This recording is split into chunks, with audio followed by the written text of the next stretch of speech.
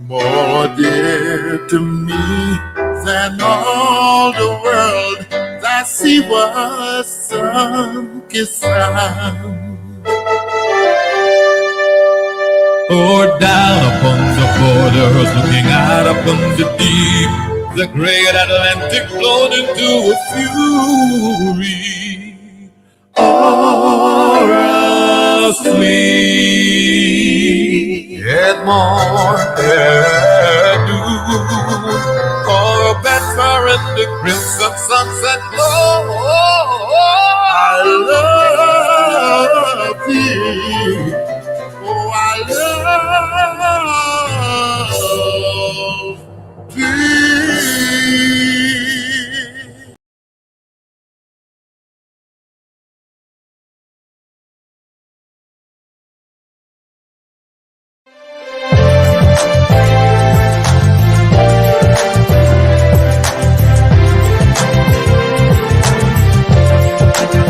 Let us cooperate for the young.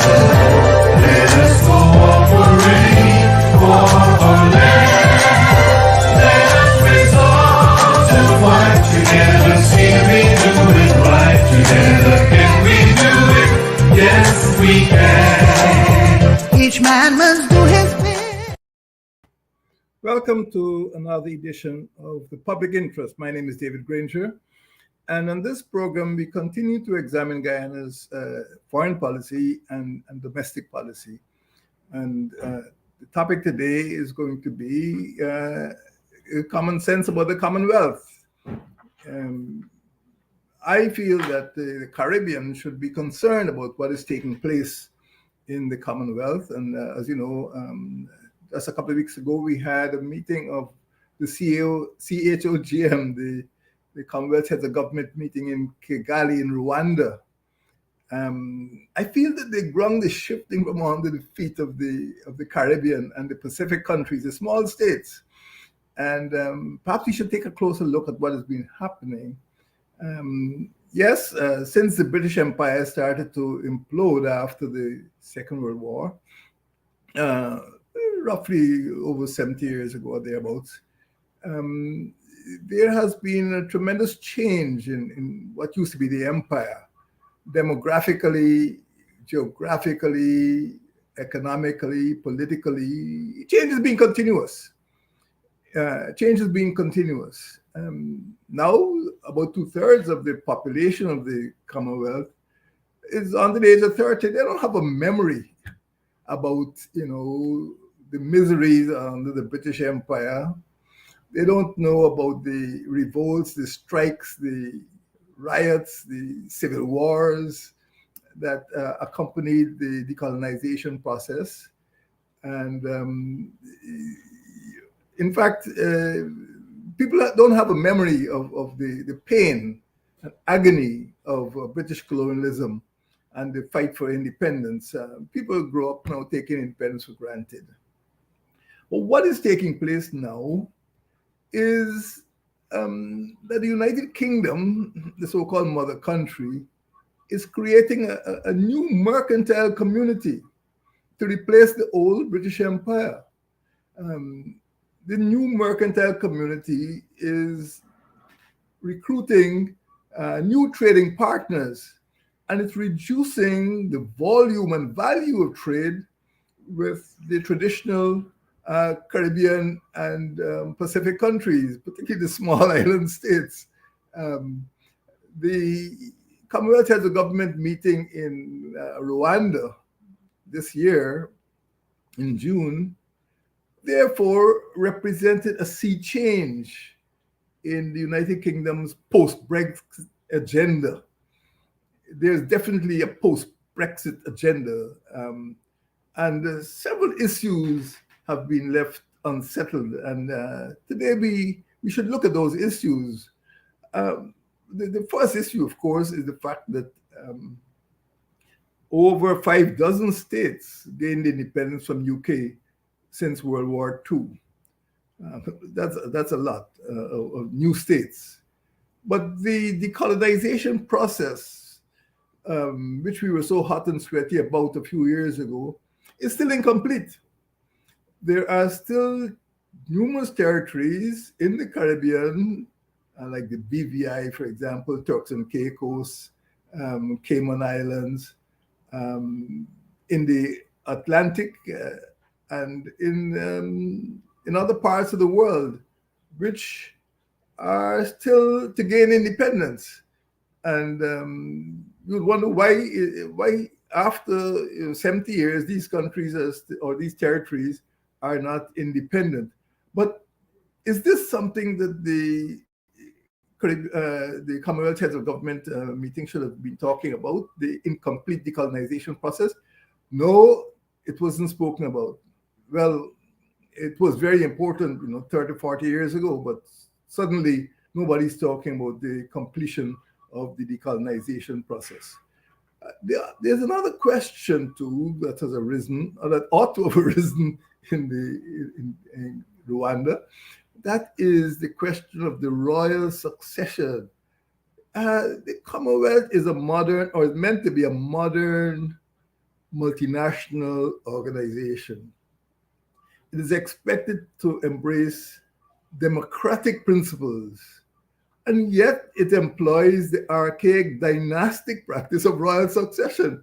It is unimaginable that in any major international organization, United Nations or OAS, the headship should pass from mother to son, especially within one family, the royal family.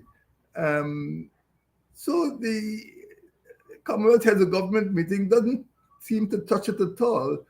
That here we have a modern multinational organization, and instead of a democratic process, we have embraced a dynastic process.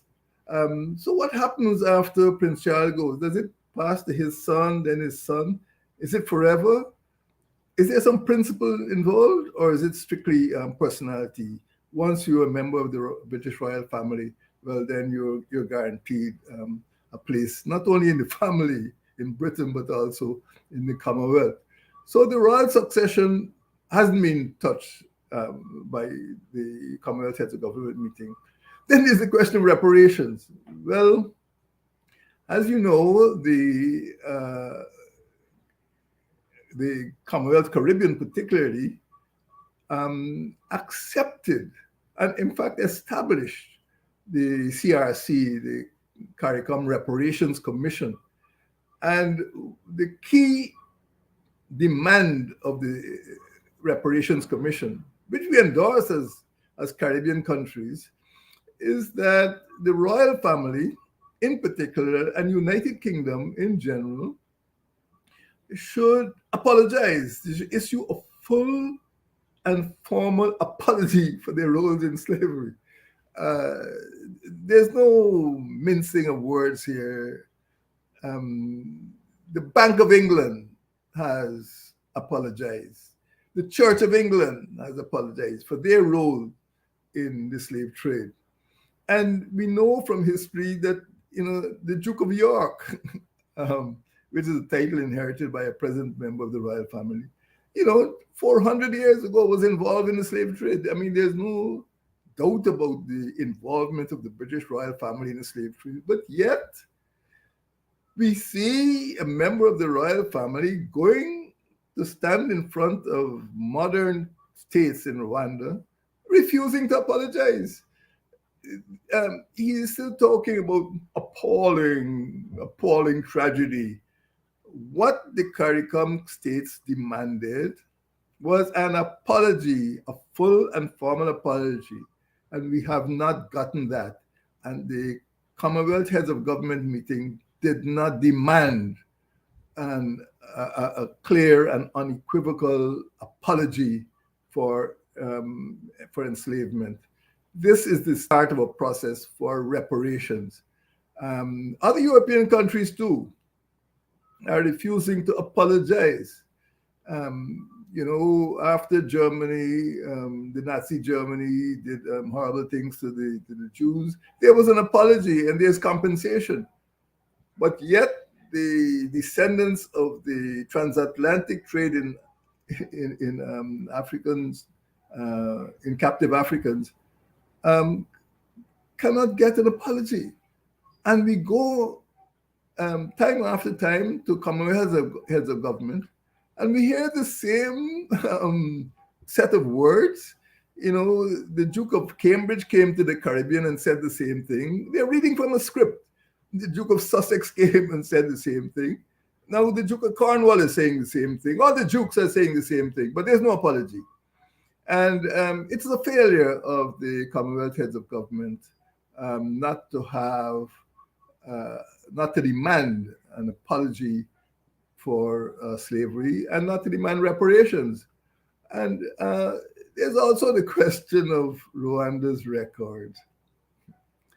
No, there's no escaping from that record. Rwanda doesn't concede its record. It is not a former British colony, it's a former Belgian colony.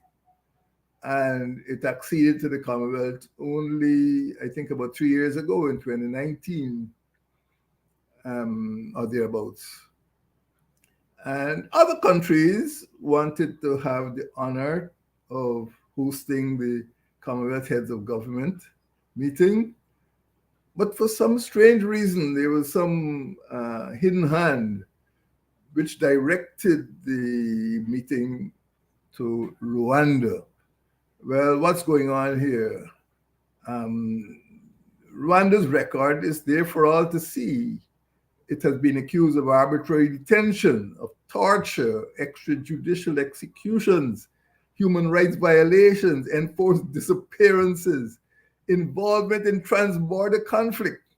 All these things are known. All these things are known. But the Commonwealth heads of government meeting seem to have no appetite to discuss Rwanda's record. In fact, when you look at all of these issues, the royal succession, the reparations, the Rwanda's record, the heads of government meeting seems to be an exercise in evasion of issues which should concern all of us, whether from the small or large states. The second thing we need to examine is what is happening to Britain now. I mean, I don't want to put on any more pressure on the British government from what has happened over the last 72 hours. But the British economy is obviously reeling from the, I would say, instability triggered by the Brexit. Before Brexit, the United Kingdom attracted more foreign investment than any other comparable economy during the 1970s or thereabouts. It drove higher wage growth, innovation, technological advancement. The British economy was the go-to economy in the European Union. But since Brexit, that is in June 2016, the United Kingdom has ceased to be a leader.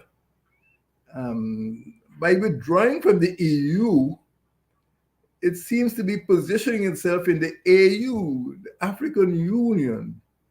In fact, since the Brexit withdrawal from the EU, over 140 major firms have fled the United Kingdom to go to Europe, mostly to Germany. And now United Kingdom is sort of left without membership of the EU, and it is starting to work on the AU. So we shouldn't be surprised that the UK has pursued Gabon, Mozambique, Rwanda, and Togo. In two of those countries, the rulers have been parts of families which have been in charge of those countries for 50 years. So I don't think anybody is going to flaunt the democratic credentials of some of those states. Gabon, Mozambique, Rwanda, and Togo, these are not Anglophone states. Gabon and Rwanda to some extent, and Togo are really from Francophonie. And in any event, those are the new kids on the block.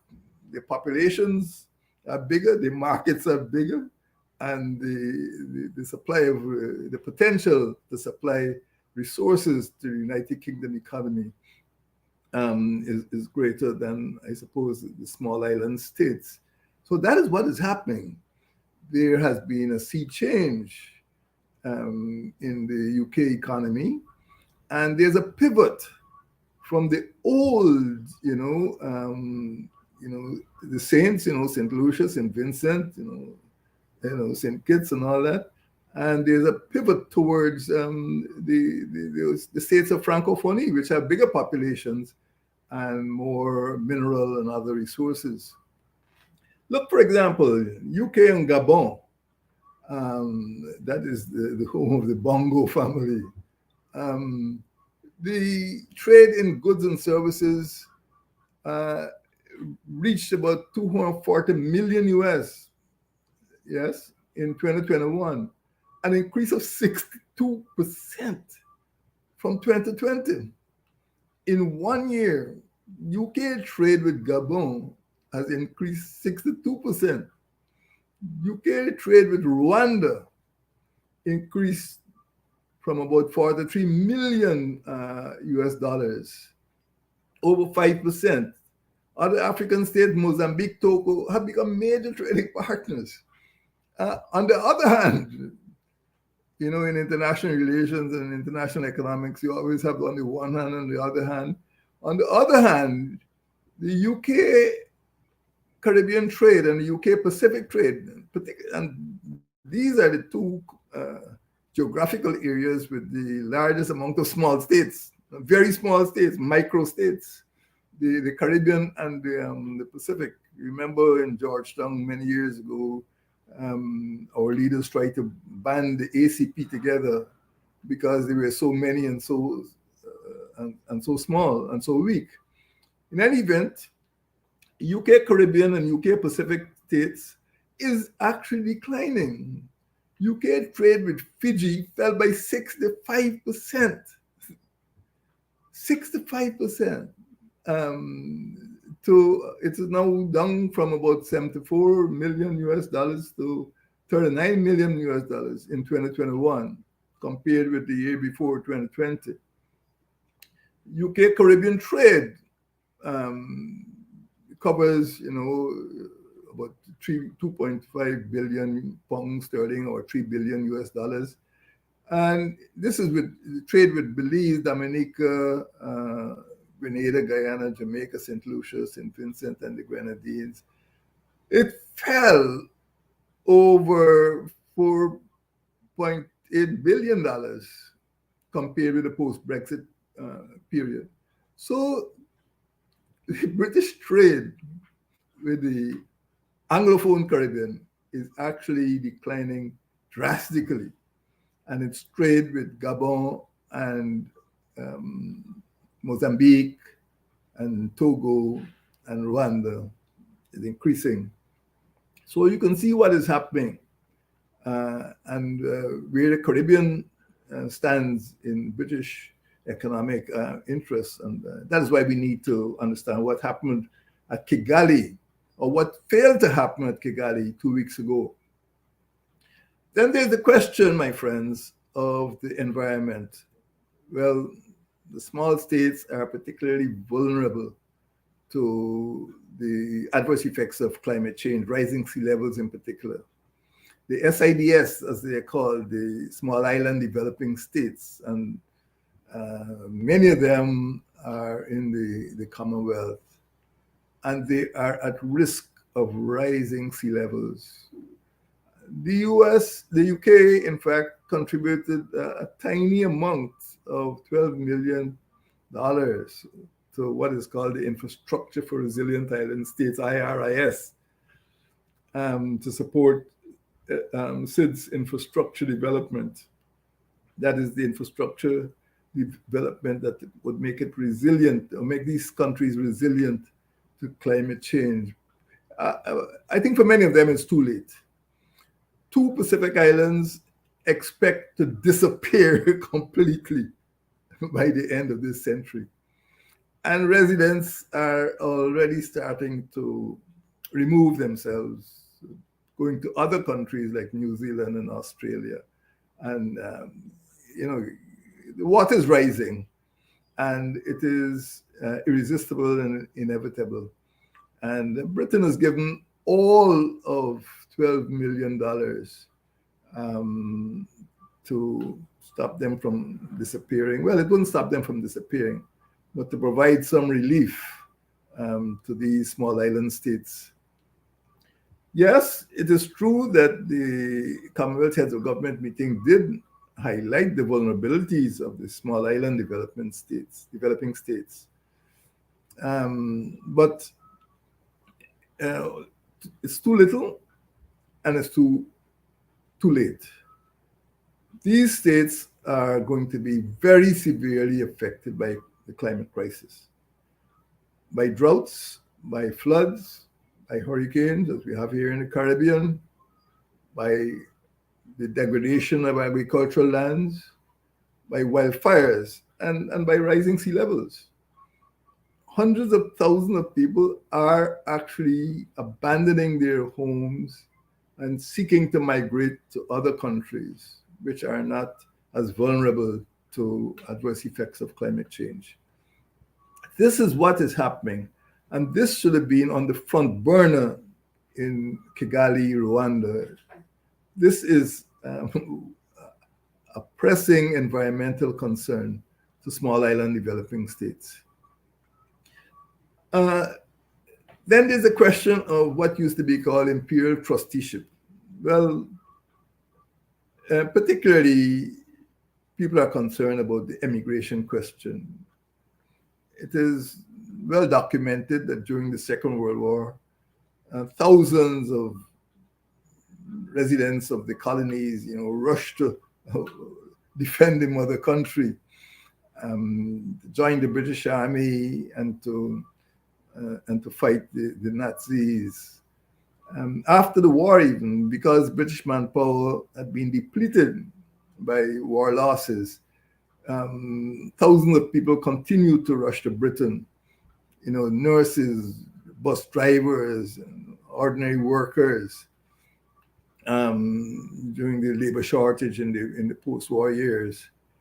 Well, now many of them who are described as being part of the Windrush generation are being treated as illegal immigrants.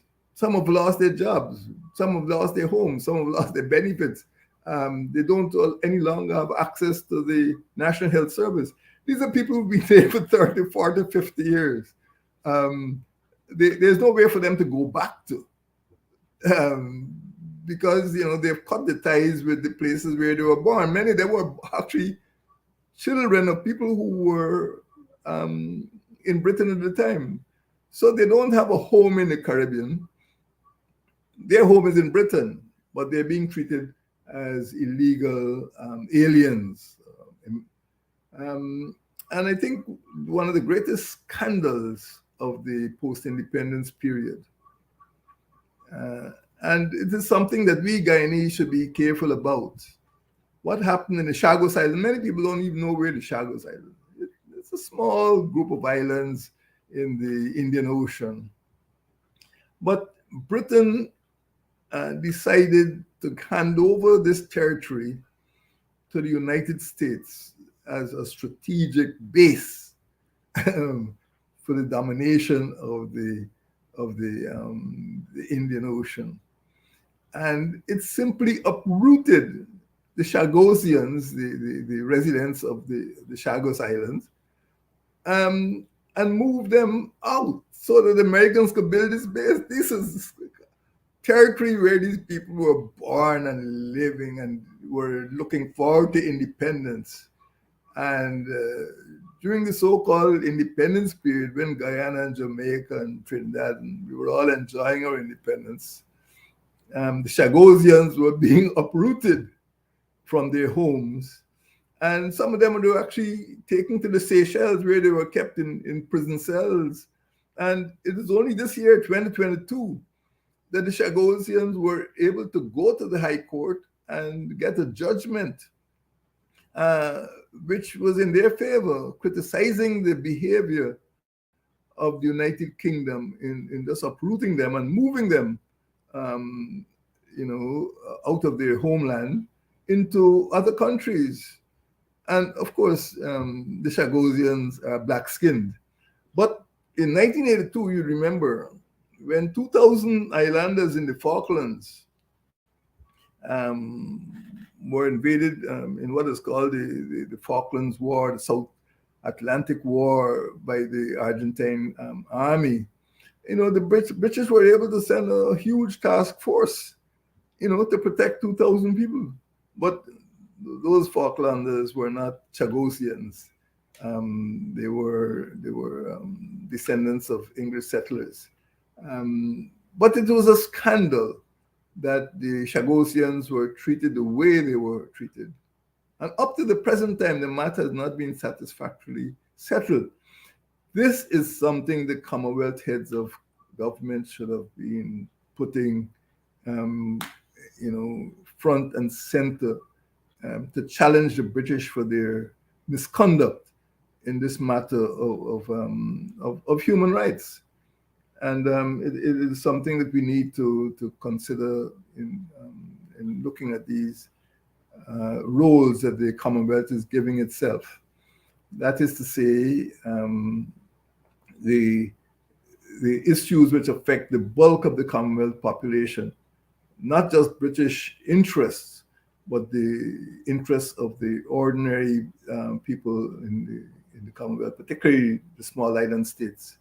So the question of imperial trusteeship, the question of immigration, everyone knows for the last 60 years, people from the Commonwealth Caribbean were not welcome and in the United Kingdom. And right now, our sympathy is with the Windrush generation, people who went up to Britain to help the mother country and are now being threatened with expulsion. What is the future of the Commonwealth? Is it really perpetually a talk shop? Is it a platform for this new economy, a new British Empire that is building an economy which does not really satisfy the interests and the needs of the small island states? What is the motto of this year's Commonwealth Heads of Government meeting? The motto is delivering a common future, connecting, innovating, transforming. It sounds like the product of some PR firm. It sounds very good, but it is aspirational. It is not operational. It is not something that is practical. It's something that we could make make work. What does delivering a common future means? Already the future of the Caribbean is being split. The future of the Commonwealth is being split. The future Commonwealth is for Rwanda and Gabon and Mozambique and Togo and the big states, Australia, Britain, Canada. But for the saints, St. Lucia, St. Vincent, and Kitts, and for the small islands in the Pacific, Fiji and Vanuatu, Samoa, there is not going to be a bright future connecting, innovating, and transforming. The Commonwealth Charter is built on idealism, and many residents of the Commonwealth were attracted to the membership of the Commonwealth because of the ideals. They felt that the future of their countries, their new states, and their peoples, would be guaranteed in this Commonwealth. But idealism, has founded on the rock of realism. The ideals of democracy and good governance, respect for human rights, of gender equality, poverty eradication, people-centered development, promotion of the arts and culture. These are all beautiful words. But in reality, realism has replaced idealism. And what we're seeing now is a sea change in the Commonwealth. What works now is trade and industry. What works now is commerce. And the Commonwealth is becoming a mercantile community. It is no longer a community that is based on good governance. And, some of the new members, you really can't seriously discuss good governance with them. Human rights and gender equality and peace and so on. My friends, a change has taken place.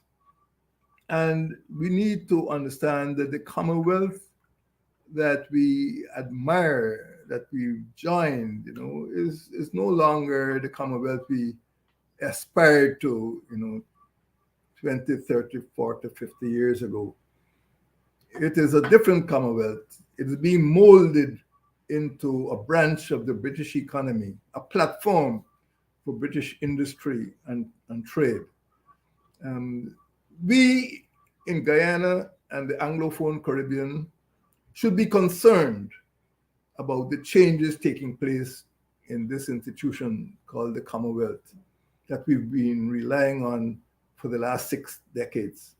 Right now, it is not serving the best interests of the Anglophone Caribbean. And we need to be concerned. We need to take control of the Commonwealth. We have the voting strength, and we need to make the Commonwealth work for us and for generations of people who slaved for the British Empire and who now should be enjoying a high standard of life. It's not happening, and our leaders need to wake up to the reality that the Commonwealth is not serving the interests of the small states of the former British Empire. Thank you, and may God bless you all.